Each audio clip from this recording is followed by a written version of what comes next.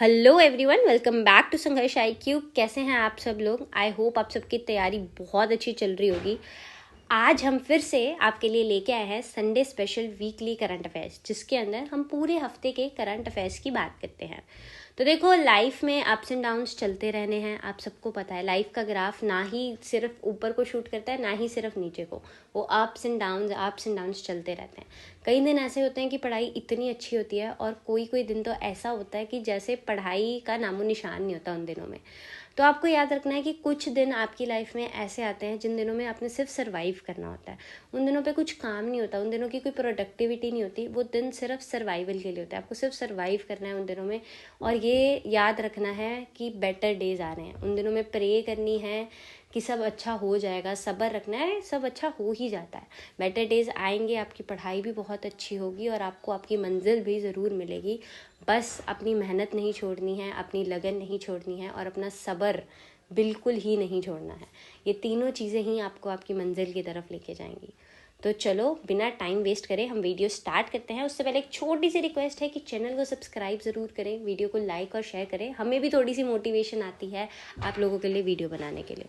तो चलो फटाक से देखते हैं कि क्या है इस वीडियो के अंदर।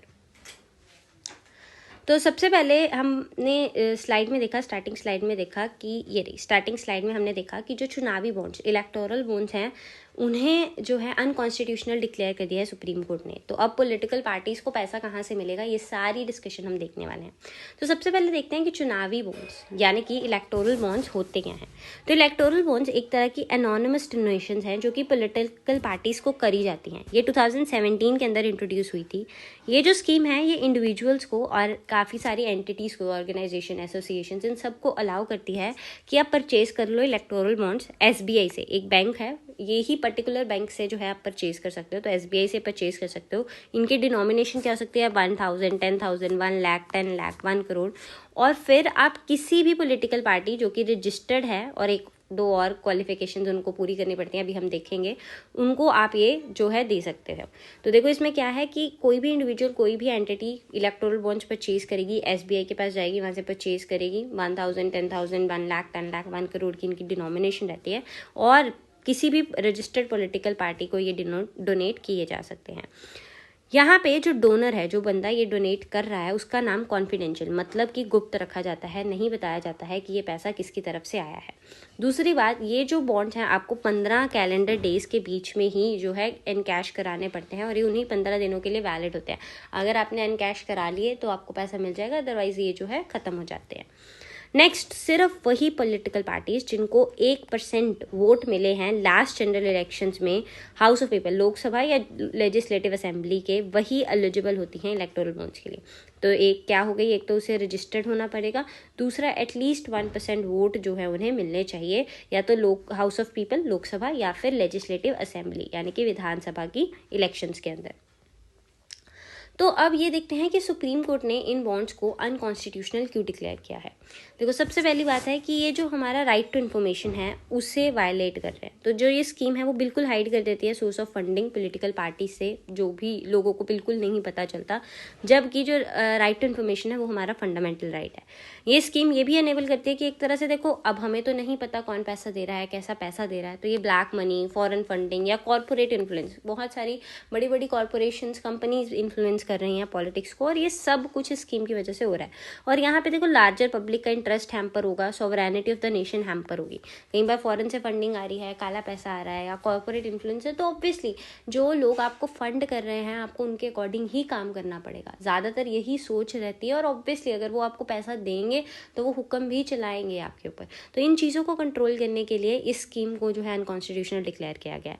ऑल्सो ये जो प्रिंसिपल ऑफ इक्वालिटी है उसे भी वायलेट करती है। ये जो स्कीम है वो डिस्क्रिमिनेट करती है पॉलिटिकल पार्टीज के बीच में, किस बेसिस पे कि वोट शेयर कितना है, और उन पार्टीज को अनफेयर एडवांटेज मिलती हैं जो कि रूलिंग पार्टीज हों या फिर मेजर ऑपोजिशन पार्टीज हो।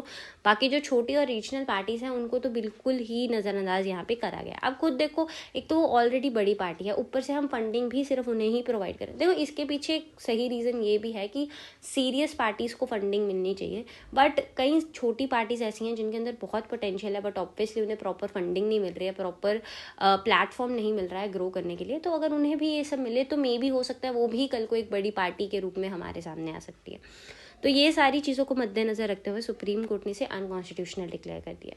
तो पहली स्लाइड में हमने देखा था कि अब उन्हें पैसा कहाँ से मिलेगा। तो देखो अब हम जो है ट्रांसपेरेंट सोर्सेज की तरफ जा रहे हैं। देखो यहाँ पे इस स्कीम का जो मेजर आप ये लगा लो ड्रॉबैक ये था कि ट्रांसपेरेंसी नहीं थी, कॉन्फिडेंशियलिटी बहुत ज़्यादा थी, बहुत सारी चीज़ें जो है छिपाई जा रही थी, नाम नहीं पता था हमें कहाँ से फंडिंग आ रही है, क्या फंडिंग आ रही है। तो ये सारी चीज़ों को मद्देनज़र रखते हुए अब ट्रांसपेरेंट सोर्सेज, आप चेक दे सकते हो, आप खुद से फंडिंग कर सकते हो, तो वो सब चीज़ें still they are still allowed. बस इलेक्टोरल बॉन्ड की ये जो स्कीम है सिर्फ उसे ख़त्म किया गया है, बाकी डोनेशंस वगैरह आज भी जो है वो चलती रहेंगी वैसे की वैसे ही। ठीक है, और ये जो है कॉन्स्टिट्यूशनल स्कीम जो है इलेक्टोरल रिफॉर्म्स की, उसे भी वायलेट करता है। अब इसके अंदर क्या है ये देखो एक बार। हाँ, जो स्कीम है ये कॉन्स्टिट्यूशनल एम जो कि करप्शन को ख़त्म करना है, क्रिमिनलाइजेशन ऑफ पॉलिटिक्स को ख़त्म करना है, इसके भी अगेंस्ट जा रहा है। ऑब्वियसली देखो पैसा आ रहा है गलत सोर्सेज से भी आ रहा है, तो करप्शन है, ब्लैक मनी को हम एक तरह से यहाँ पे सोर्स करी जा रहे हैं, तो ये सब करप्शन को लेके मतलब वो कर रहा है। और क्रिमिनलाइजेशन ऑफ पॉलिटिक्स भी बहुत ज़्यादा हो रही है, क्योंकि कई बार क्या होता है कि जिनका क्रिमिनल बैकग्राउंड होता है उनकी काफ़ी ज़्यादा जान पहचान रहती है बड़े बड़े लोगों के साथ, बड़े बड़े कॉरपोरेशंस के साथ, तो इसके चलते उन्हें काफ़ी फंडिंग जो है मिल जाती है। तो ये सारी चीज़ों को ताकि ये सब चीज़ें ना हों, इन सब चीज़ों के लिए इसे अनकॉन्स्टिट्यूशनल डिक्लेयर कर दिया गया है। Next is Japan loses third largest economy spot to Germany after slipping into recession. तो देखो एक तो सबसे पहली बात आपको जो याद रखनी है, इकोनॉमीज़ में इंडिया जो है 5th नंबर पे है हमारी इकोनॉमी पूरे वर्ल्ड में। लार्जेस्ट इकोनॉमी यूएस है, सेकंड चाइना, फिर जर्मनी, अब जापान 4th पे आ गया, पहले जापान 3rd पे होता था। तो इस स्लाइड के अंदर एक और चीज़ हमारे लिए इंपॉर्टेंट हो जाती है जो कि है रिसेशन। अब देखो रिसेशन एक हम इंडिया पॉइंट ऑफ व्यू से समझेंगे, एक जनरली अगर हम रिसेशन देखें, रिसेशन का मतलब क्या है कि जब आपकी कंट्री के अंदर जो मार्केट एक्टिविटीज़ हैं या फिर जिन्हें इकोनॉमिक एक्टिविटीज़ बोला जाता है वो स्लो डाउन हो जाए, जैसे कि प्रोडक्शन कम हो जाए, ठीक है, उसके बाद बाइंग सेलिंग बहुत ज़्यादा कम हो जाए, डिस्ट्रीब्यूशन कम हो जाए, लोगों के पास पैसा नहीं है खरीदने के लिए, लोगों के पास नौकरियाँ नहीं हैं ये चीज़ों को फंड करने के लिए। तो ये जो सारी सिचुएशन होती है जिसके अंदर ओवरऑल जो इकोनॉमी है वो नीचे जा रही है, तो उसे बोलते हैं रिसेशन। इंडिया के अंदर स्पेसिफिकली हम रिसेशन टर्म तब यूज़ करते हैं जब 2 क्वार्टर्स, ठीक है, तो एटलीस्ट जब 2 क्वार्टर्स जो हमारी जीडीपी ग्रोथ है अगर वो नेगेटिव के अंदर रहती है तो हम जो वर्ड रिसेशन है उसे इंडिया के अंदर तब यूज़ करते हैं इकोनॉमी के अंदर।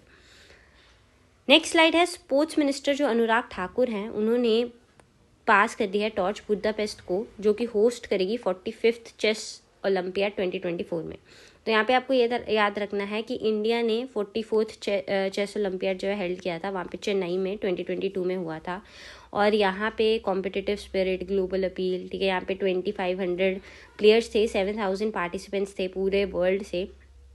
जो सक्सेस थी इस इवेंट की, अब यही एडिशन जो है बुडापेस्ट हंगरी के अंदर होना है, और यहाँ पे even greater celebration of chess and sport cultural phenomena जो है की जाएगी। Next is centre launches APAR initiative. अब ये अपार इनिशिएटिव क्या है, automated permanent academic account registry, जिसमें 1 नेशन 1 स्टूडेंट आईडी कार्ड, जैसे आधार है वैसे अपार। अब अपार क्या है, ये मिनिस्ट्री ऑफ एजुकेशन लॉन्च करेगी, इसकी full form automated permanent academic account registry. एम क्या है, यहाँ पे क्या है, हर एक स्टूडेंट को एक लाइफ लॉन्ग मतलब पूरी लाइफ के लिए एक यूनिक अपार आईडी दी जाएगी, जिसकी वजह से क्या होगा कि ये जो भी लर्नर्स हैं या स्कूल्स हैं या गवर्नमेंट्स हैं वो ट्रैक कर सकते हैं इनकी एकेडमिक प्रोग्रेस। मतलब देखो उनकी लिटरेसी रेट, ड्रॉप आउट कब किया, कहाँ से क्या, सारे आपके सर्टिफिकेट्स जो भी देखो यहाँ पे सारा एक स्टोर कर दिया जाएगा, आपकी सर्टिफिकेट्स, क्रेडिट, आप कोई भी आपको अवार्ड मिल रहा है, कोई भी आपकी जो है मतलब किसी भी तरह के आपके सर्टिफिकेट हैं या कोई भी आप कहीं जीते हैं, कुछ भी हैं एकेडमिक लेवल पे, स्कूल लेवल पे, सारी फॉर्मल एंड इनफॉर्मल लर्निंग यहाँ पे जो है आपकी इंक्लूड कर दी जाएगी। तो एक तरह से आपका डिजी लॉकर होगा, बट एक स्टूडेंट डिजी लॉकर होगा जहाँ पे स्टूडेंट पर्सपेक्टिव से जो भी आपकी इंपॉर्टेंट चीज़ें हैं सब वहाँ आ जाएंगी। बट अभी के लिए ये जो है वॉलंटरी इन नेचर है, अभी के लिए भी, मतलब अभी आगे के लिए भी कुछ नहीं बोला गया है, तो आपको याद रखना है ये वॉलंटरी है, आप अपनी मर्जी से रजिस्टर करें तो करें, कोई आपको फोर्स नहीं कर सकता। Next is Assam declares Kaji Nemu lemon as state fruit boosting local agriculture. तो असम के अंदर काजी नीमू जो है उसे स्टेट फ्रूट जो है डिक्लेयर कर दिया गया है लोकल एग्रीकल्चर को प्रमोट करने के लिए। इसी के साथ हमारे लिए नेशनल सिंबल्स जो इंडिया के हैं वो इंपॉर्टेंट हो जाते हैं। कई बार स्टेट एग्जाम्स में पूछ लिए जाते हैं, या अगर आप कोई इंटरव्यू में अपियर कर रहे हो तो वहाँ पे आपसे पूछ लिया जाता है, मतलब एक कई बार आपकी जीके टेस्ट करने के लिए। तो एक बार फटाक से देख लेते हैं क्या क्या है। नेशनल एनिमल है royal Bengal tiger. National aquatic animal है गैंगिस रिवर डॉल्फिन। ये तो क्वेश्चन इनफैक्ट यूपीएससी के अंदर भी एक बार मतलब इस गैंगिस रिवर डॉल्फिन के रिलेटेड क्वेश्चन पूछा गया है, ठीक है। फिर नेशनल हेरिटेज एनिमल है एलिफेंट। नेशनल बर्ड है Indian peacock. National tree Indian banyan. Next national flower lotus and national fruit हमारा है मैंगो। तो ये सारी चीज़ें एक बार आप नज़र मार लीजिए, इसे याद कर लीजिए, क्योंकि ये चीज़ें बहुत बेसिक हैं, आपको पता ही होनी चाहिए। Next ICC under-19 men's cricket world cup 2024 Australia ने इंडिया को हराया 79 रन से, और उन्होंने वर्ल्ड कप अंडर-19 की जो ट्रॉफी है 4th टाइम जीती है। तो इस बार जो होस्ट कंट्री थी वो साउथ अफ्रीका थी। 16 टीम्स ने टोटल यहाँ पार्टिसिपेट किया। ऑस्ट्रेलिया जो है इंडिया से जीत गई, उन्होंने इंडिया को 79 रन से हराया। Man of the match Mahli Beardman Australia से। बट आपको याद रखना है यहाँ पे रिकॉर्ड है इंडिया का। इंडिया ने सबसे ज़्यादा बार 5 बार ये मैच जीता है, 2000 में, 2008 में, 12 में, 18 में एंड 2022 में। 2016 एडिशन जो है इसका होस्ट नमीबिया एंड जिम्बाब्वे जो है करने वाले हैं। Next is Neeraj Chopra honoured the at Jungfrau ice palace in Switzerland. तो इंडिया की जो Olympic and world champion javelin thrower हैं नीरज चोपड़ा, उन्हें ऑनर किया गया है। उन्हें एक उनकी जो ये प्लेक है, ये फेमस आइस पैलेस जो जंगफ्रो जोश है near top of Europe in Switzerland, वहाँ पे ये लगाई गई है उनको ऑनर करने के लिए। तो ये आपके लिए प्लेस इंपॉर्टेंट हो जाएगी ज्योग्राफिकल पॉइंट ऑफ व्यू से। तो जंगफ्रो आइस पैलेस कहाँ है, ये स्विट्जरलैंड में है। और रिसेंटली आपसे पूछ लेंगे कि कौन से प्लेयर को वहाँ पे ऑनर किया गया है उनकी प्लेक लगा के, तो नीरज चोपड़ा को ऑनर किया गया है, आपको याद रखना है। Next is CSIR's national aerospace laboratory successfully test solar powered high altitude pseudo satellites. अब ये क्या है फटाफट से देखते हैं। तो HAPS मतलब हाई ऑल्टीट्यूड सूडो सैटेलाइट्स एक क्लास है solar powered unmanned aerial vehicles. UAVs होंगी, ये सोलर पावर्ड होंगी, जो सोलर पावर से चार्ज हो जाएंगी, और ये ऑटोनोमसली मतलब अपने आप से ऑपरेट करेंगी स्ट्रेटोस्फीयर में 18 to 20 किलोमीटर ऑल्टीट्यूड, और यहाँ पे वो रह सकती हैं मंथ्स के लिए, ईयर्स के लिए, solar cell powered battery recharging के साथ। यहाँ पे देखो क्या होता है कि कई बार जैसे हमें सैटेलाइट छोड़नी होती है तो वो काफ़ी ज़्यादा हाइट पे जाती है, ठीक है, उसके लिए हमें रॉकेट चाहिए, सब कुछ चाहिए, काफ़ी खर्चा हो जाता है। बट ये जो HAPS है, इन्हें ये अनमैन्ड एरियल व्हीकल्स हैं, ये UAVs की तरह इन्हें स्ट्रेटोस्फेयर में नियर ऑर्बिट में ही जो है छोड़ा जा सकता है, और ये सालों तक मतलब महीनों तक सालों तक वहाँ पे सोलर सेल पावर्ड बैटरी की थ्रू रिचार्ज करके वहाँ पे रह सकते हैं, और इनके लिए कोई रॉकेट वगैरह नहीं चाहिए, तो खर्चा बहुत कम हो जाएगा।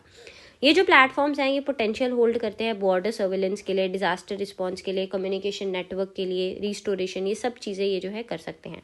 ये जो हैप्स है ये ऑपरेट करेगी क्लोजर टू अर्थ के पास में। सैटेलाइट्स तो मैंने आपको बताया कि दूर जाती है, तो ये अर्थ के पास ही रहेंगी, और इन्हें कोई भी एक्सपेंसिव रॉकेट लॉन्चर्स की ज़रूरत नहीं पड़ेगी डिप्लॉयमेंट के लिए, ठीक है। तो ये एक सस्ता, सुंदर और टिकाऊ जो है एक वो होने वाला है।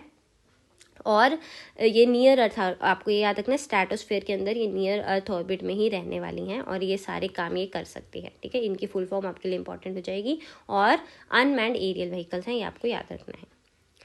नेक्स्ट पॉइंटर्स देख लेते हैं फटाफट से क्या क्या है। PM मोदी ने इनॉग्रेट किया है आबू धाबी के अंदर पहला हिंदू स्टोन टेम्पल, बैप्स मंदिर जिसे बोला जाता है। तो आबू धाबी में है बैप्स मंदिर है, और पहला हिंदू स्टोन टेम्पल है।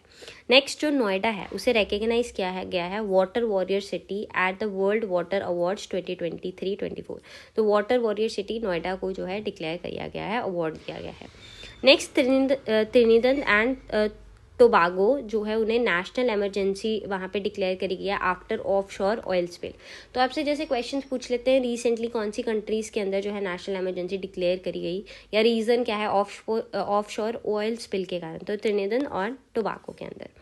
नेक्स्ट है China opens its Qinling station for Antarctic scientific investigation. तो चाइना ने ओपन कर लिया है किनलिंग स्टेशन, अपना ओपन किया है एंटार्क्टिक साइंटिफिक इन्वेस्टिगेशन के लिए। एंटार्क्टिक के अंदर साइंटिफिक इन्वेस्टिगेशन के लिए किनलिंग स्टेशन चाइना ने ओपन किया है। नेक्स्ट है KPP Nambiar award conferred on ISRO's chairman S Somanath. तो जो KPP नबियार अवार्ड है ये स्टेट एग्जाम्स में आपसे पूछ लिया जाता है, तो इसरो चेयरमैन S सोमनाथ के ऊपर ये जो है कॉन्फर किया गया है। तो ये थी हमारी आज की वीडियो। इस वीडियो के लिए करंट अफेयर से रिलेटेड टेस्ट आपको हमारे टेलीग्राम चैनल पे मिल जाएंगे, जिसका लिंक आपको डिस्क्रिप्शन बॉक्स में मिल जाएगा। और ऐसी और वीडियोस के लिए जो है आप हमारे चैनल को ज़रूर सब्सक्राइब करें। हमारे टेलीग्राम चैनल के अंदर टेस्ट भी हैं, PDF PPT सब कुछ आपको मिल जाएगा। तो हमारे साथ बने रहें और आपसे फिर मुलाकात होगी अगली वीडियो के अंदर। Thank you.